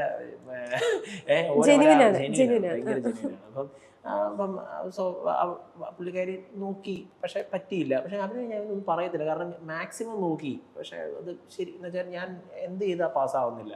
അപ്പം ഞാനൊരു കാരണവശാലും പറയത്തില്ല ഒരാളെ എന്ന് വെച്ചാൽ ഒരിക്കലും ശരിയാവത്തില്ലെങ്കിൽ പിന്നെ അത് ഇത് ചെയ്യാം. പക്ഷെ വിഷമം ഉണ്ടായിരുന്നു. നമുക്ക് അതിനകത്തൊരു ഇത് പറയാൻ പറ്റത്തില്ല. അപ്പം അപ്പോഴും എനിക്കുള്ളൂ ഇവളെക്കാളും നല്ലൊരു പെണ്ണിനെ കാണും. അപ്പം ഈ കൊച്ചിൻ്റെ കല്യാണത്തിനൊക്കെ ഞാൻ പോയിട്ടുണ്ട് കേട്ടോ. ഞാൻ പോകുമ്പോഴത്തേനും ഞാൻ നോക്കുമ്പോഴത്തേന് ഇവരുടെ അമ്മമാരൊക്കെ വന്നിട്ട് പറയാ, നിനക്ക് ഇപ്പോഴും ജോലിയൊന്നും ആയിട്ടില്ലല്ലോ. ഇതൊക്കെ കേൾക്കുമ്പോൾ നമുക്ക് അങ്ങോട്ട് നമ്മുടെ ഇതങ്ങോട്ട് പോകുമല്ലോ. അപ്പം എനിക്ക് അന്നേരം ഞാൻ ആലോചിക്കുന്നത് ഇവളെക്കാളും നല്ലൊരു പെണ്ണിനെ കിട്ടണം. അപ്പം ഞാൻ ആലോചിച്ചു, ഓക്കെ, ഒരു പെങ്കൊച്ചിനെ എനിക്ക് ഇഷ്ടപ്പെട്ടു. നമ്മുടെ ഒരു ഡിസ്റ്റൻറ്റ് റിലേറ്റീവിൻ്റെ റിലേറ്റീവാണ്. അപ്പം കണ്ടു, ഇഷ്ടപ്പെട്ടു, നല്ല നല്ല വെച്ച് ഞാൻ വിചാരിച്ച പോലത്തെ ശാലീന സൗന്ദര്യമൊക്കെ. കൊച്ചറിഞ്ഞോ? ഇല്ലില്ല, നമ്മുടെ ഇഷ്ടം. അപ്പം ഞാൻ സ്വാഭാവികമായിട്ട് ഞാൻ എപ്പോഴും അപ്പനോടാണല്ലോ പറയുന്നത്. എൻ്റെ ബെസ്റ്റ് ഫ്രണ്ട് അപ്പനാണല്ലോ. അപ്പം അപ്പനോട് ഞാൻ പറയാറുണ്ട്, അപ്പോൾ ഈ പെങ്കൊച്ചിനെ കിട്ടിയാലോ. അപ്പം അങ്ങനെ അവക്കെന്നെ നന്നായിട്ട് അറിയാം, വീടും സാഹചര്യങ്ങളും ഒക്കെ അറിയാവുന്നതാണ്. എങ്ങനെയാണേലും ഇത് ഓക്കെ ആകും, അങ്ങനെയാണ്. അപ്പം അപ്പൻ എപ്പോഴും എനിക്ക് സർപ്രൈസ് തരുന്ന ഒരാളാണ്. അപ്പം അപ്പൻ ഈ പെങ്കൊച്ചിനെ വീട്ടിൽ നേരെ വിളിച്ചു ചോദിച്ചു കഴിഞ്ഞപ്പോൾ തന്നെ അവർ ആദ്യമേ പറഞ്ഞു, ഞാൻ എന്തായാലും ചോദിച്ചിട്ട് പറയാമെന്നൊക്കെ പറഞ്ഞു. 2 ദിവസം കഴിഞ്ഞപ്പം തിരിച്ചു വിളിച്ചിട്ട് തന്നെ അപ്പോൾ പറഞ്ഞു, അപ്പനോട് അവർ പറഞ്ഞു പുറത്തുള്ള ആൾക്കാരെ റിജക്ട് ചെയ്തു, നമ്മുടെ ഡിമാൻഡ് പോയി. അയ്യോ, അതും കൂടെ ആയപ്പോഴത്തേക്കും അന്നേരം. പക്ഷെ ഞാൻ ഇതൊന്നും അറിയുന്നില്ല. ഞാൻ പിന്നെ വേറൊരു വഴിയിൽ നിന്നാണ് ഇങ്ങനെ സംഭവിച്ചതായിട്ട് അവിടെ എൻ്റെ അപ്പം നാണം കിട്ടും. അപ്പം എനിക്കൊരു കാര്യം, ആ കോവിഡ് ഇതെല്ലാം അടുത്തടുത്തുള്ള സമയത്തായി, കോവിഡ് ആയി, ഈ സാധനം കൂടെ വരുന്നു. പിന്നെ ഞാൻ അപ്പനെ നാണം കെടുത്തി. അപ്പം ഞാൻ നോക്കിയപ്പോഴത്തേന് പിന്നെ എനിക്ക് ഇരിക്കാൻ ഓപ്ഷൻ ഇല്ലായിരുന്നു. എങ്ങനെയാണേലും അവളെക്കാളും നന്നായിട്ട് ഞാൻ കിട്ടുന്ന പെണ്ണ് ജീവിക്കണം, അത് എൻ്റെ ഒരു വാശിയാണ്. പക്ഷേ അഭിമാനത്തോടുകൂടി പറയാൻ പറ്റും, എനിക്കിന്നത് സാധിച്ചിട്ടുണ്ട്. ഞാൻ എന്ന് വെച്ചാൽ അതൊരു ഭയങ്കര ഫയർ തന്നെയാണ് നമ്മളെ പിന്നെ ഇത് ചെയ്യാനായിട്ട്. ഈ പിന്നെ ഓരോരോ ഇതും നമുക്ക് അടികളും വഴക്കും ഈ സാധനങ്ങളും ഒക്കെയാണ് സത്യം പറഞ്ഞാൽ മോനെ നന്നായി എന്ന് പറയുന്നതിനേക്കാളും എനിക്ക് ഫയറായിട്ട് പ്രവർത്തിച്ചത്. നമുക്ക് 2 വിധത്തിൽ ഇതിനെ എടുക്കാം. ഒന്നെങ്കിൽ നമ്മളെ ഡൗണും ആക്കാം, ഒന്നെങ്കിൽ നമ്മളെ അപ്ലിഫ്റ്റ് ചെയ്യുകയും ചെയ്യാം. ഞാൻ എടുത്തത് ഇപ്പുറത്തെ വേർഷൻ, അതാണെന്ന് തോന്നുന്നു എൻ്റെ ഫയർ. പപ്പയുടെ മുഖത്തെ സന്തോഷം. അപ്പനെ നാണം കെടുത്തിയവരുടെ, അല്ലെങ്കിൽ അപ്പനെ അമ്മയും നാണം കെടുത്തിയ ആൾക്കാരുടെ എല്ലാവരുടെയും മുന്നിൽ ഇന്ന് അവർ അഭിമാനത്തോടെ എൻ്റെ പേരിൽ തന്നെ നിൽക്കുന്നുണ്ട്. അതിനേക്കാളും കൂടുതലൊന്നും ജോയലിന്റെ അപ്പനായിട്ട് നിൽക്കുന്നുണ്ടല്ലേ. അതിനേക്കാളും കൂടുതലൊന്നും ഇനി ജന്മത്തിൽ നേടിക്കൊടുക്കാനില്ല, എനിക്ക് കിട്ടാനില്ല. അപ്പം അങ്ങനെയാണ് നമ്മൾ ഈ പരിപാടി സ്റ്റാർട്ട് ചെയ്തത്. പക്ഷെ സാരി അന്ന് വരെ എൻ്റെ മനസ്സിലില്ലായിരുന്നു. പക്ഷേ ഈ പറഞ്ഞ പോലെ നമ്മൾ ഒരു ചുമ്മാ പോയപ്പോഴത്തേന് റോസ് സിൽക്ക് എന്ന് പറയുന്ന സിൽക്ക് തപ്പിയാണ് ഞാൻ ആദ്യം പോയത്. ബാംഗ്ലൂരിൽ സുലഭമായിട്ട് കിട്ടുന്നൊരു സാധനമാണ്. പക്ഷേ അതെനിക്ക് ആദ്യത്തെ ഫേസിൽ ദൈവം കാണിച്ചില്ല. അപ്പം അത് തപ്പി, റോസ് സിൽക്ക് തപ്പി ഞങ്ങൾ ഇങ്ങനെ ഇറങ്ങിയപ്പോഴത്തേനാണ്, ഞാൻ വീട്ടിൽ നിന്ന് എല്ലാവരും ഉണ്ടായിരുന്നു, ഒരു ട്രിപ്പായിട്ട് അങ്ങ് കണ്ട് ഇതിന് തപ്പി ഇറങ്ങിയപ്പോഴത്തേനാണ് കുറച്ച് സാരിയുടെ സ്ഥലങ്ങൾ വഴി പോയത്. അവിടുന്ന് ഒരു 10 സാരി എടുത്ത് നമ്മൾ ബാഗിൽ വെച്ചതല്ല, 10 സാരി നമ്മൾ ആദ്യം എടുത്തു. അപ്പോഴും അമ്മ എന്നോട് ചോദിച്ചു, എടാ അമ്മൂന് മന്ത്രം കൂടി എടുക്കാനാണെങ്കിൽ നമ്മുടെ പോലെ ഒരു കടയിൽ നമ്മൾ വരൂ, ഇങ്ങനെ ഒരു കട ചൂസ് ചെയ്യും. ലോജിക്കലി ചിന്തിച്ചാൽ ശരിയാ, വരത്തില്ല. നമുക്കാണെങ്കിലും മന്ത്രകൂടി എന്ന് പറയുമ്പോൾ ഒരു കാരണവശാലും 10 സാരിക്ക് അതൊന്നും എടുക്കാനും ബുദ്ധിമുട്ടാണ്. എന്നാൽ ഞാനത് തിരിച്ചു വെക്കാൻ വേണ്ടി പോയി. പക്ഷേ എന്തോ ഒരു ശക്തി എന്നോട് പറഞ്ഞത് എടുക്കും. ഞാനത് എടുത്തു വെച്ചു. പക്ഷേ അതും ഈ പറഞ്ഞതുപോലെ തന്നെ അവിടെ കൊണ്ടുവന്ന് വെച്ചതല്ല, അത് ഒരൊറ്റ മനുഷ്യൻ, ഞാൻ കടന്ന് പരിശ്രമിച്ചിട്ട് പോലും ഫേബ്രിക് എടുക്കും, സാരി ഒരു മനുഷ്യൻ നോക്കത്തില്ല. കാരണം അത്യാവശ്യം എക്സ്പെൻസീവ് ആയിട്ടുള്ള സാരിയാണ്. എത്രയുണ്ടായിരുന്നു സാരിക്ക്? അതിന് 20,000, 29,000, 35,000 വരെയുള്ള സാരിയാണ്. ഇതിനകത്തുനിന്ന് ആരെടുക്കാൻ? ഒരു കാരണവശാലും 10 സാരിയേ ഉള്ളൂ. 10 സാരി ഏകദേശം ബിസിനസ് ഒന്ന് ഈ ഫേബ്രിക് വെച്ച് ഞാൻ എങ്ങനെയെങ്കിലും ഒക്കെ ഒന്ന് ശരിയായി വന്ന സമയത്ത് കറക്റ്റായിട്ട് കോവിഡ് എവിടെ പരിപാടി അന്ന് വരെ എനിക്ക് എന്നുവെച്ചാൽ അടിയോടടി ഈ എന്നാ ചെയ്താലും നമുക്കൊരു ലക്കില്ലാത്താന്ന് പറയത്തില്ല മനുഷ്യൻ. എൻ്റെ അമ്മയുടെ ഭാഷയിൽ പറഞ്ഞ കടിഞ്ഞൂൽ പൊട്ടൻ. അങ്ങനെ ഒരു സാധനമാണ് ഞാൻ ചെയ്തതെല്ലാം. അപ്പം അന്ന് കോവിഡ് വന്നു, അപ്പോഴും ഞാൻ വിശ്വസിച്ചു ദൈവത്തിന്. ആദ്യം ഇച്ചിരി വിഷമിച്ചെങ്കിലും അപ്പം അപ്പൻ എന്നോട് പറഞ്ഞു, മോനെ നമുക്ക് വല്ല സൂപ്പർ മാർക്കറ്റ് വല്ലതും നോക്കാം, നമുക്ക് വേറെ വല്ലതും ചെയ്യാം. അപ്പനും ഭയങ്കര പ്രതീക്ഷയാണ്, എന്തെങ്കിലും എൻ്റെ മോൻ രക്ഷപ്പെടും. എനിക്കറിയുന്നില്ല, അപ്പൻ്റെ മോനായി പോയല്ലോ ഞാൻ, അതുകൊണ്ടായിരിക്കും ചിലപ്പം. അല്ലാതെ രക്ഷപ്പെടുമോയെന്ന് രക്ഷപ്പെടുമോയെന്ന് എനിക്കറിയത്തില്ല. അപ്പൻ എങ്ങനെയാണ് ആ ഒരു സപ്പോർട്ട് എനിക്ക് അന്നും തന്നിരുന്നതെന്ന് എനിക്കറിയത്തില്ല. അപ്പം ഞാൻ അപ്പോഴും ഞാൻ വിശ്വസിക്കും ഞാൻ തെറ്റൊന്നും ചെയ്തിട്ടില്ലല്ലോ ദൈവമേ, ഞാൻ അധ്വാനിക്കാൻ തയ്യാറുമാണ്. അപ്പം ഞാൻ വിചാരിച്ചു എന്തെങ്കിലും ഒരു പ്ലാൻ ഇവിടെയും ദൈവം പിന്നെയും എനിക്ക് തോക്കാൻ ഓപ്ഷൻ ഇല്ലായിരുന്നു. പിന്നെയും ഞാൻ തോറ്റുപോയി, എൻ്റെ അപ്പനും അമ്മയും തോറ്റുപോയി. അപ്പം അതുകൊണ്ട് തന്നെ ഞാൻ കോവിഡിൻ്റെ സമയത്ത് കടയൊക്കെ അടച്ചിട്ടിരിക്കും, ഈ 10 സാരി എടുത്തുകൊണ്ട് ഞാൻ വീട്ടിൽ വന്നു. അന്ന് ഇൻസ്റ്റഗ്രാമിൽ ഈ റീലൊന്നും അധികം ഇറങ്ങിയിട്ടില്ല. ഞാൻ ഭയങ്കര ടെക്നിക്കൽ സാധനത്തിന് ഭയങ്കര വീക്കാണ്. പക്ഷെ ഇതിൻ്റെ ആവശ്യമായതുകൊണ്ട് ഞാൻ എന്തൊക്കെ പിടിച്ച് ഞെക്കി, എന്തൊക്കെയോ കാണിച്ച്, എന്തൊക്കെയോ വീഡിയോ എടുത്ത് ഇട്ടു. അങ്ങനെ സോഷ്യൽ മീഡിയയിൽ പോസ്റ്റ് ചെയ്തു. ഇത് പോസ്റ്റ് എങ്ങനെയാണ് ചെയ്യേണ്ടതെന്ന് പോലും എനിക്ക് അന്ന് അറിയത്തില്ല. പക്ഷെ എങ്ങനെയോ ഞാനത് പോസ്റ്റ് ചെയ്ത് കഴിഞ്ഞപ്പോൾ ആദ്യത്തെ കോവിഡ് വെഡ്ഡിങ്ങിൻ്റെ ഒരു വിളി ഒരു പെൺകൊച്ചിനെ വിളിച്ചിട്ട് ചോദിച്ചു, ചേട്ടാ ഈ സാരി എനിക്കൊന്ന് കാണണമെന്നുള്ള. പുള്ളിക്കാരി എന്തോ സ്പെഷ്യൽ പെർമിഷനൊക്കെ എടുത്ത് വീട്ടിലേക്ക് വന്നു. ആ സാരി കണ്ടു, അത് ഉടുത്ത് നോക്കി, നല്ല ഹിറ്റായി, ഇഷ്ടപ്പെട്ടു, വാങ്ങിച്ചു, അത് ഉടുത്തു. 2 ദിവസത്തിനകം ഒരു സാരി 10 സാരിയിൽ നിന്ന് ഒരൊറ്റ സാരി അത് പോയി. ആ പെൺകൊച്ചിൻ്റെ ഫോട്ടോസ് അപ്പം ആൾക്കാർ വെറുതെ ഇരിക്കുകയാണല്ലോ, അപ്പോൾ ഈ ഫോട്ടോസ് ഭയങ്കര ഹിറ്റായി. അപ്പം ആ കൊച്ചിൻ്റെ ഫ്രണ്ട് ഒരാൾ വിളിച്ചിട്ട് പറഞ്ഞു, അതും കോവിഡ് വെഡ്ഡിങ്ങാണ് ചേട്ടാ സാരി. അങ്ങനെ സാരികൾ കോവിഡിൻ്റെ സമയം എനിക്ക് ഭയങ്കര എൻ്റെ ടേണിംഗ് പോയിന്റ് ആവുന്നത് കോവിഡിൻ്റെ സമയം. ശരിക്കും എന്നെ തകർക്കാനായിട്ടുണ്ടായിരുന്ന ഒരു സാധനം ഉണ്ടായിരുന്നു. പക്ഷെ അവിടെയാണ് നമ്മളൊരു ഓപ്പർച്യൂണിറ്റി കണ്ടുപിടിക്കുന്നത്. അങ്ങനെ ദൈവം അനുഗ്രഹിച്ച് നമ്മൾ പിന്നെ ഞാൻ ഈ പാർസൽ സർവീസസ് ഉണ്ടല്ലോ, അപ്പം ഞാൻ ഈ പറയുന്ന ആളുടെ നമ്പർ എൻ്റെ കയ്യിലുണ്ടായിരുന്നു. ഞാൻ ഫോട്ടോ ഓൺലൈൻ വഴി ഇത് ചെയ്യുന്നു. ഞാൻ ഇങ്ങനെ സാരികൾ ദൈവം അനുഗ്രഹിച്ച് അങ്ങനെയാണ് നമ്മൾ എംലോഫ്റ്റിലെ സാരിയിലേക്ക് ഫോക്കസ് ചെയ്തത്. ഇന്നിപ്പോൾ നമുക്ക് സാരിയും പിന്നെ കസ്റ്റമൈസേഷൻ സാധനങ്ങളും മാത്രമാണ് കൂടുതലായിട്ടും ഫോക്കസ് ചെയ്യുന്നത്. സൽവാർ ഫേബ്രിക്കിന്റെ പരിപാടികൾ നിർത്തി. അല്ല, ഇപ്പൊ എംലോഫ്റ്റ് അറിയപ്പെടുന്നതിന്റെ സാരിയുടെ ഏറ്റവും ബെസ്റ്റ് ചോയ്സ്, കേരളത്തിലെ ഏറ്റവും ബെസ്റ്റ് ചോയ്സ് ആയിട്ടാണ് എംലോഫ്റ്റ് അറിയപ്പെടുന്നത്. ഇപ്പം ആ സ്പേസിൽ തന്നെയാണോ നമ്മൾ നിൽക്കുന്നത്, അതോ അവിടെ നിന്ന് വളർന്നോ? അവിടുന്ന് നമ്മൾ ആ സ്പേസിൽ നിന്ന് മാറി 5 നിലയുള്ള 5ാമത്തെ, അതായത് 9/9/2019 നമ്മൾ സ്റ്റാർട്ട് ചെയ്യുന്നത്. കറക്റ്റ് 5ാമത്തെ വർഷം 5 നിലയുള്ള ഈ ഫ്ലോറിലേക്ക് ഇപ്പൊ കാണുന്ന MC റോഡിലെ ഫ്ലോറിലേക്ക് മാറി. മെയിൻ റോഡ് സൈഡില് 5 നിലയുള്ള ഫ്ലോറിൽ. അന്ന് ജോയലും അമ്മയും ഒരു കസിൻ സിസ്റ്ററും ഒക്കെ ആയിരുന്നു പ്ലാനിങ്ങിൽ ഉണ്ടായിരുന്നത്. ഇനി എത്ര എംപ്ലോയീസിൽ എത്തി നിൽക്കുന്നു? 125 എംപ്ലോയീസ് ഉണ്ട് നമ്മുടെ 5 നിലയിലായിട്ട്. 5 നിലയും പിന്നെ നമുക്ക് ഹാൻഡ് വർക്കേഴ്സിനുള്ള വേറെ യൂണിറ്റും അങ്ങനെയൊക്കെ ആയിട്ട് ലെഹർ എന്ന് പറഞ്ഞിട്ട് നമുക്ക് വേറൊരു സ്ഥാപനം കൂടി ഉണ്ട്. അതായത് ഗ്രൂംസിന് വേണ്ടിയിട്ടുള്ള ഒരു സ്റ്റോർ വേറെ ഉണ്ട്. അങ്ങനെ നന്നായി വളർന്നു എന്ന് പറയാം അല്ലേ? നന്നായി തന്നെ. തിരിഞ്ഞു നോക്കുമ്പോൾ അമ്മയുടെ ഭാഷയെ പറഞ്ഞാൽ കടിഞ്ഞൂൽ പൊട്ടൻ, നാട്ടുകാരുടെ ഭാഷയെ പറഞ്ഞിട്ടുണ്ടെങ്കിൽ ചെയ്യുന്നതെല്ലാം തെറ്റായി ചെയ്ത് മണ്ടത്തരങ്ങൾ ചെയ്തൊരു ചെറുക്കൻ. അവിടെ നിന്ന് ഇപ്പോൾ ജോയൽ ജേക്കബ് മാത്യു എന്ന് പറഞ്ഞ വ്യക്തി തിരിഞ്ഞു നോക്കുമ്പോൾ എന്ത് തോന്നുന്നു? നല്ല ദൈവാനുഗ്രഹം ഉള്ള ഒരാളാണ് ഞാൻ. ഇന്ന് നമ്മൾ ട്രിവാൻഡ്രത്ത് സ്റ്റോർ തുടങ്ങുന്നു, UK അപ്കമ്മിങ് ആണ്. അപ്പം അങ്ങനെ നോക്കിക്കഴിഞ്ഞ് കഴിഞ്ഞാൽ ഇവിടുന്ന് എനിക്ക് പണ്ട് ഇങ്ങനത്തെ ഒരു അനുഭവങ്ങളൊക്കെ ഉണ്ടായിരുന്നത് കൊണ്ടാണ് ഇന്ന് എനിക്ക് ഈ കിട്ടുന്ന ഓരോ സാധനവും എനിക്ക് ഭയങ്കര ഇരട്ടി മധുരമായിട്ട് മാറുന്നത്. അപ്പം ഇന്ന് ഞാൻ ആലോചിക്കുമ്പോൾ ഇന്ന് അതേ ആൾക്കാർ തന്നെ, അതായത് എവിടെ ഇവൻ ചെയ്യുന്നത് ഒന്നും ശരിയാവത്തില്ല എന്ന് വിശ്വസിച്ചിരുന്ന അതേ ആൾക്കാർ തന്നെ ഇവൻ തൊടുന്നതെല്ലാം പൊന്നാണ് എന്ന് പറയുന്നതും ഞാൻ കേൾക്കുക. അതും ചെറിയ സമയം, എൻ്റെ പോലത്തെ ഒരു ലൈഫ് സത്യം പറഞ്ഞ് ഞാൻ സിനിമയ്ക്കകത്ത് കണ്ടിട്ടുണ്ട്. കാരണം അതാണ് സത്യമായിട്ടുള്ള കാര്യം. കാരണം ഇങ്ങനെ ഓരോ പദ്ധതികൾ ഒരുക്കി ദൈവം വെച്ചിരിക്കുകയാണ്. അപ്പം അങ്ങനെയാണ് ഇവിടെ വരെ എത്തുന്നത്. പക്ഷേ എങ്ങനെയാണേലും ഒരു കാര്യം മാത്രം എനിക്കറിയാം, ഒന്നും പെർമനൻ്റ് അല്ല. ഒരാളുടെ ലൈഫിൽ എല്ലാ കാലത്തും ഒരാൾ ഫെയിലിയർ എന്ന് പറയാൻ പറ്റത്തില്ല. എപ്പം വേണേലും അയാളുടെ ജീവിതത്തിൽ ട്വിസ്റ്റുകൾ ഉണ്ടാവും. ഇപ്പം പണ്ട് നമ്മളെ കളിയാക്കിയിരുന്ന ആൾക്കാരൊക്കെ ഇപ്പം നമ്മുടെ സ്റ്റോറി വരുമ്പോഴത്തേനും പിന്നെ എൻ്റെ ഫ്രണ്ടാണെന്ന് എത്ര അഭിമാനപൂർവ്വമാണ് പറയുന്നതെന്ന് അറിയാം. അപ്പം അതൊക്കെ നമുക്ക് ഭയങ്കര വേറെ ഒരു കാര്യമാണ്. ഈ ഒരു സോഷ്യൽ മീഡിയയുടെ പ്രിവിലേജ് ഭയങ്കരമായിട്ട് യൂസ് ചെയ്ത് വളർന്നൊരു ബ്രാൻഡാണ് എംലോഫ്റ്റ്.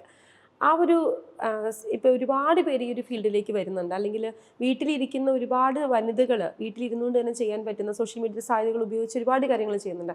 അങ്ങനെ ചെയ്യാനുള്ളവരുടെ ജോയലിന് എന്താ പറഞ്ഞു കൊടുക്കാനുള്ളത് ഇത്രയും നാളത്തെ ഒരു എക്സ്പീരിയൻസ് വെച്ചിട്ട്? സോഷ്യൽ മീഡിയ ശരിക്കും പറഞ്ഞു കഴിഞ്ഞാൽ ഈ സോഷ്യൽ മീഡിയ ഒന്നും എനിക്ക് കൂടുതലായിട്ട് അറിയുന്ന ഒരാളല്ല. എൻ്റെ ഒരു ഫ്രണ്ട് ഉണ്ടായിരുന്നു, അവനാണ് എന്നെ പഠിപ്പിച്ചത്, ഡോക്ടർ റിച്ചു.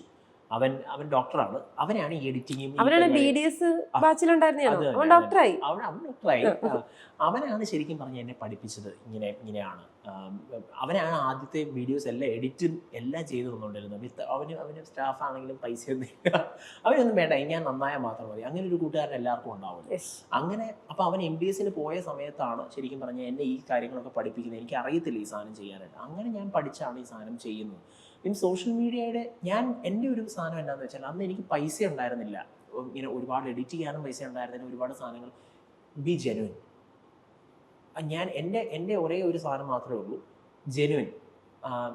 എന്നതാണോ ഇതിനകത്തുള്ളത് അത് അതേപോലെ ആൾക്കാരിലേക്ക് എത്തിക്കുക. അന്ന് ഈ സമയത്ത് ഞാൻ ഇറങ്ങുന്ന സമയത്തൊന്നും ബിഗ് ബ്രാൻഡ്സ് ആണെങ്കിലും അല്ലാത്തവരാണെങ്കിലും ഈ മറ്റേ മോഡൽസിനൊക്കെ വെച്ച് അങ്ങനത്തെ ഷൂട്ടും അങ്ങനത്തെ സംഭവങ്ങളൊക്കെ മാത്രമേ നമ്മൾ അധികം കണ്ടിട്ടുള്ളൂ.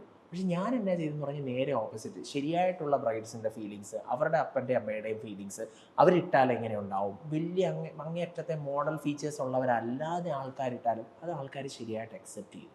അപ്പം അത് മാത്രമല്ല, നമ്മൾ സത്യമായിട്ടുള്ള കാര്യമാണെങ്കിൽ ആൾക്കാർ അത് വിശ്വസിക്കും. അതാണ് എനിക്ക് പറയാനുള്ളത്. അപ്പം എല്ലാവരോടും പറയാനുള്ളത് അത് തന്നെയാണ്. നമുക്ക് ചെയ്യാൻ പറ്റുന്ന ഒരു പ്രൊഡക്റ്റ് ലൈൻ കണ്ടുപിടിക്കുക.